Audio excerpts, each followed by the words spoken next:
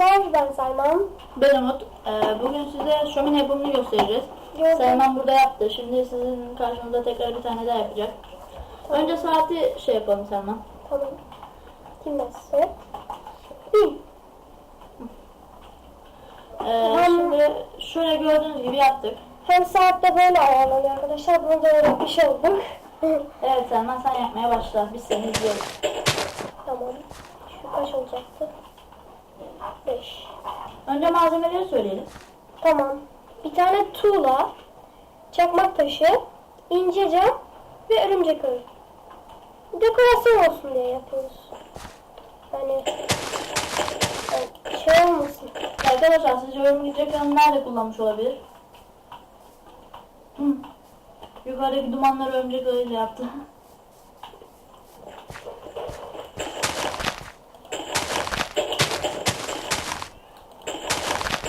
Amacımız hadi sürpriz. Arkadaşlar bu şekilde tuğlayla kaplıyoruz etrafını. Sonra içinde çimenleri kırıp yapacağız. Şimdi etrafını çizeceğiz.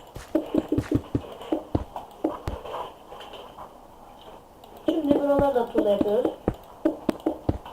Zaten görüyorlar. Söylememize gerek yok.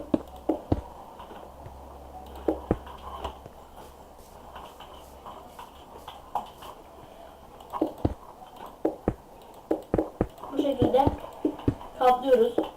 Aralarda birkaç boşluk bırakacağız yandaki gibi. Şimdi köşelere koyacak sadece. Şöyle çaprazlama daha güzel duruyor. Evet. Nasıl yapmıştım? Bir daha bakayım. Bir tane büyük yapmışım burada. Bu küçük. Arkasından kır arkasından. Bu büyük olacak. Camları bunun için. İnce cam yapın arkadaşlar. Şey yapmayın, küp olduğundan değil. İnce cam daha güzel. Şömine için daha iyi. Aynen. Şey yapalım. Senden şeyi koymadım. Böyle de ateşi yakabilirsiniz. Ay yanlış yaptım. Böyle ateşi yakıp dumanları yapmadım. Önce kapatsaydın canım. Orada Evde de dumanları yapıyor Selman arkadaşlar.